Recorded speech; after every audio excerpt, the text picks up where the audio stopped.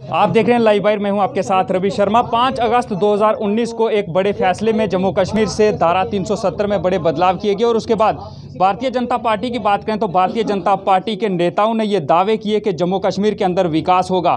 क्या जम्मू कश्मीर के अंदर विकास हुआ है? और आज ही के दिन जम्मू कश्मीर से धारा 370 में बड़े बदलाव किए गए थे और आज भारतीय जनता पार्टी की बात करें तो हर जगह ध्वजारोहण उनके द्वारा किया गया है। और कुछ पार्टियां जम्मू कश्मीर के अंदर ऐसी भी हैं जिन्होंने आज के दिन को काले दिवस के रूप में मनाया। हमारे साथ बातचीत करने के लिए मौजूद हैं श्यामलाल शर्मा जी, जो कि पूर्व मंत्री भी हैं। भारतीय जनता पार्टी की बात करें तो भारतीय जनता पार्टी के बड़े नेता हैं। और श्यामलाल की बात करें तो जिस श्यामलाल को हम जानते हैं अपने ही लोगों के लिए, अपने ही पार्टी के खिलाफ ये जा सकते हैं। आज तीखे सवाल इनसे हम करेंगे कि ये जनता के सवाल हैं, हमारे नहीं है। श्यामलाल जी, सबसे पहले तो आपका स्वागत है। आपका भी बहुत बहुत धन्यवाद। सर, आज ही के दिन धारा 370 में बड़े बदलाव किए गए और आज 1 साल पूरा होने पर भारतीय जनता पार्टी जो है वो पूरे जम्मू कश्मीर के अंदर ध्वजारोहण जो है वो कर रही है। सबसे पहले इस पर आएंगे कि क्या कहेंगे आप?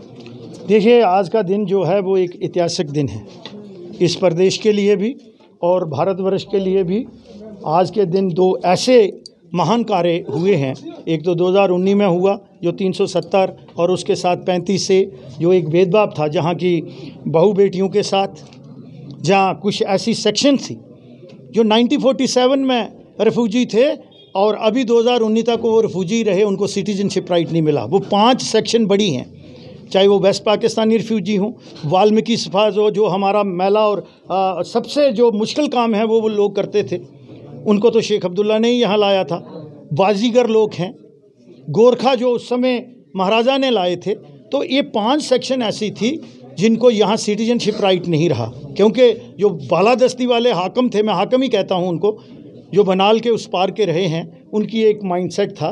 तो वो आज जो हमारी लीडरशिप का संकल्प था, जिसके लिए बलिदान दिया था स्वर्गीय श्री श्यामा प्रसाद मुखर्जी ने, एक बधान, एक प्रधान, एक निशान, और ये ऐतिहासिक दिन है, उसको सेलिब्रेट करना तो बनता है। और जो भारत का नागरिक है, सिर्फ जम्मू कश्मीर का ही नहीं, पूरे जो भी भारत के नागरिक हैं उसको वो सेलिब्रेट कर रहे हैं। सर, अब जिस तरह से भारतीय जनता पार्टी की सरकार ने कहा था कि जम्मू कश्मीर के अंदर स्टेटहुड का दर्जा वापस दे दिया जाएगा जब हालात ठीक होंगे, एक तरफ भारतीय जनता पार्टी की सरकार ये कहती है कि सब कुछ यहाँ पर ठीक चल रहा है, हालात बिल्कुल यहाँ पर ठीक हैं, दूसरी तरफ स्टेटहुड वापस नहीं दिया जाता। इसके साथ ही ऐड करूँगा 4G मोबाइल इंटरनेट सेवाएं 1 साल उनको भी हो गया है बंद हुए। एक तरफ भारतीय जनता पार्टी की सरकार कहती है कि सब कुछ यहाँ पर ठीक है, सही है, दूसरी तरफ हवाला दिया जाता है कि हालात ठीक नहीं, इसलिए 4G सेवाएँ बंद है। इस पर क्या कहेंगे सर?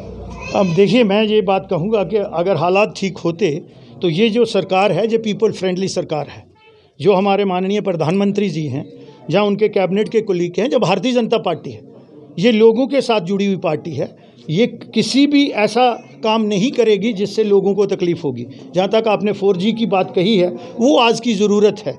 और क्योंकि कोविड है, ये एक महामारी फैली हुई है, डिस्टेंस बना के रखनी है, SOP का पालन करना है, और उसके साथ साथ जो एजुकेशन और जितना भी बिज़नेस का व्यवसाय है उसमें ये सारी चीज़ें हैं। अगर हालात जहाँ पे ठीक हो जाते, और ये तो फैसला जो है वो सिक्योरिटी फोर्सेस ने लेना है कि हालात ठीक हैं, और आपको पता है कि वहाँ ऑल आउट एक प्रोग्राम चल रहा है। आप देख रहे होंगे कि कितने मिलिटेंट्स जो हैं वो मारे जा रहे हैं, और उसके साथ साथ भी फिर भी नई अबडक्शन भी हो रही है।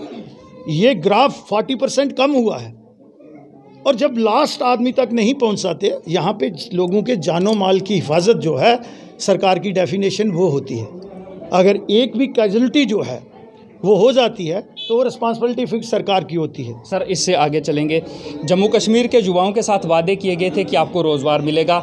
ईमानदारी से आप बताएं कि क्या आपको लगता है कि 1 साल में जो वादे भारतीय जनता पार्टी ने किए थे वो पूरे हुए हैं? इस समय जो 50,000 नौकरियों को लेकर काफ़ी समय पहले भारतीय जनता पार्टी चल रही थी, अभी तक उनकी एप्लीकेशन फॉर्म्स जो हैं वही भरे जा रहे हैं, अभी तक कोई अपॉइंटमेंट नहीं हुई है। सर, टोल प्लाजा की बात करें, लोगों का ये कहना है कि भारतीय जनता पार्टी ने जम्मू कश्मीर के लोगों के साथ धोखा किया है, टोल पर टोल जो है वो लगाए जा रहे हैं। क्या कहेंगे आपकी 1 साल में जो विकास होना चाहिए था, जो लोगों की उम्मीदें थी, क्या भारतीय जनता पार्टी उस पर खरी उतरी है? सर देखिए, मैं अगर बात करूँगा, कहीं कम्युनिकेशन गैप है, मीडिया वालों का भी, हमारे कुछ जो वाइट देने वालों का भी।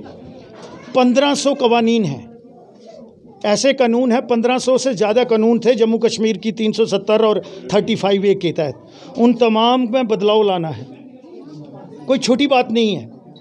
और फिर उसके साथ साथ कुछ इशू जो रह जाते हैं उनको भी एड्रेस करना है। अब 370 टूटी, तो उसके साथ यहाँ पे लोगों के जो हक हैं, जो यहाँ के बाशिंदगान हैं, यहाँ के रहने वाले लोग हैं, उनके हकों की रखवाली भी करनी थी। तो यहाँ डोमिसाइल एक्ट आया, उसमें थोड़ी तरमीम की, उसमें थोड़ी कमी रह गई थी, उनको रेक्टिफाई किया।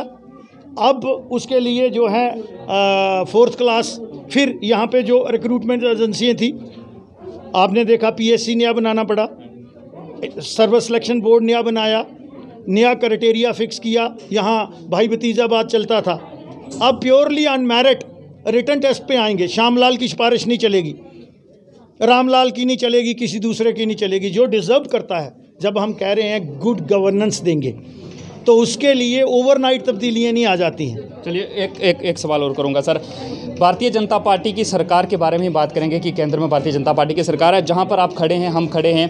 इसको गोद लिया था जम्मू पूंछ जो सांसद थे यहाँ के जुगल किशोर शर्मा जी, उन्होंने, और ये कहा गया था कि यहाँ पर विकास होगा। ये विकास जब आप रोड की एंट्री आपने की होगी तो वो विकास आपने भी वहाँ पर देखा होगा। ये किस तरह का विकास है सर?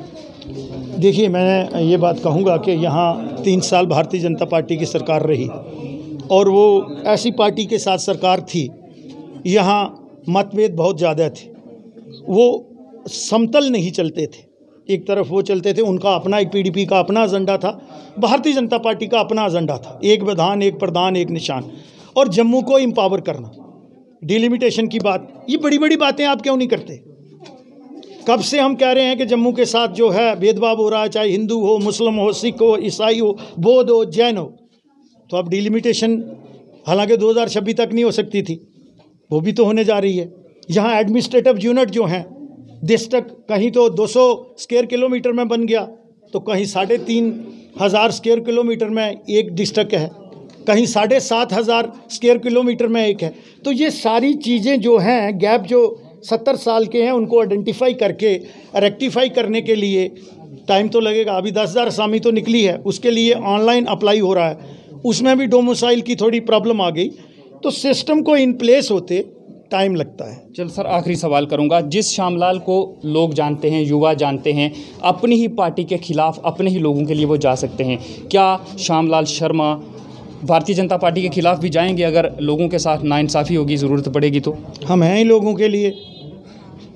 हमारी जो अप्रोच है, अगर मैं लीडर नहीं कहता हूँ, मैं कार्यकर्ता हूँ। Leader is to lead, not to be lead.